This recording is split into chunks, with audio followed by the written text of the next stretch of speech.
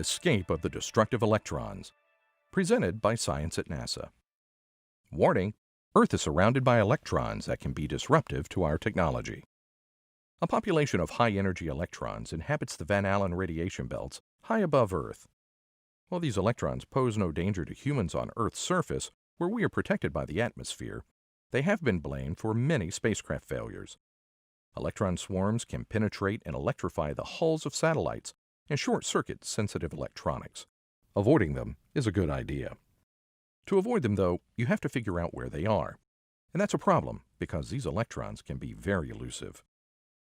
The Van Allen belts were discovered in 1958, and their discovery was one of the earliest scientific achievements of the space age. During solar storms, high-energy electrons in the belts have been known to vanish, only to return a few hours later. This strange phenomenon was first spotted in the 1960s, and it has puzzled physicists ever since.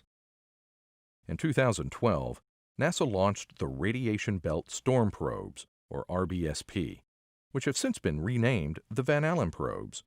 Rather than avoiding the radiation belts, these heavily shielded spacecraft regularly fly right into them. Their mission is to discover what makes the belt so dangerous, and moreover, so unpredictable. In the few years since they have launched, the Van Allen probes have made many discoveries, such as the occasional existence of a third radiation belt that no one knew about before. The mystery of the vanishing electrons, however, has not been fully solved. A popular idea among researchers is that the electrons precipitate into Earth's upper atmosphere, depositing their energy high above our planet's surface. But how? What could trigger such an electron rainfall? To answer this question, the Van Allen probes needed help from below. Since 2013, an international team of researchers led by physicist Robin Milan of Dartmouth College have been launching research balloons from Antarctica, each standing more than 8 stories tall. These mammoth balloons ride circumpolar winds around the South Pole, floating as much as 40 kilometers high as they look for signs that electrons are penetrating the atmosphere overhead. The name of the program is BARREL, short for Balloon Array for Radiation Belt Relativistic Electron Losses. The electron rainfall, when it occurs, reveals itself by a telltale glow of X-rays. These X-rays are the byproduct of electrons striking atoms and molecules in the upper atmosphere. BARREL's balloons are equipped with a payload of sensors to observe such emissions.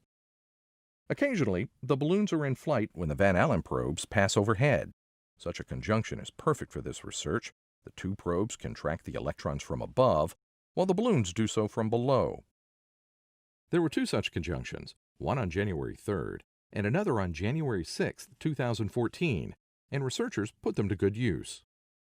Working together, the Van Allen probes and BARREL were able to piece together a means of escape. Electrons were gradually eroded away over the course of several days, in part by interaction with plasmaspheric hiss, wrote Milan and colleagues in a letter published in Nature.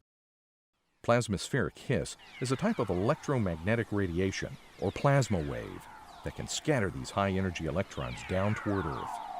Looking up from Antarctica, BARREL could measure the electrons losing their energy in the form of relatively harmless X-rays. Plasmaspheric hiss was simultaneously observed by both Van Allen probe satellites. There may be other ways for the electrons to escape the Van Allen belts, so the mystery is not fully solved. As 2015 is coming to an end, the BARREL team has completed a 3rd campaign of balloon flights over Sweden in search of more clues. Stay tuned for updates from science.nasa.gov.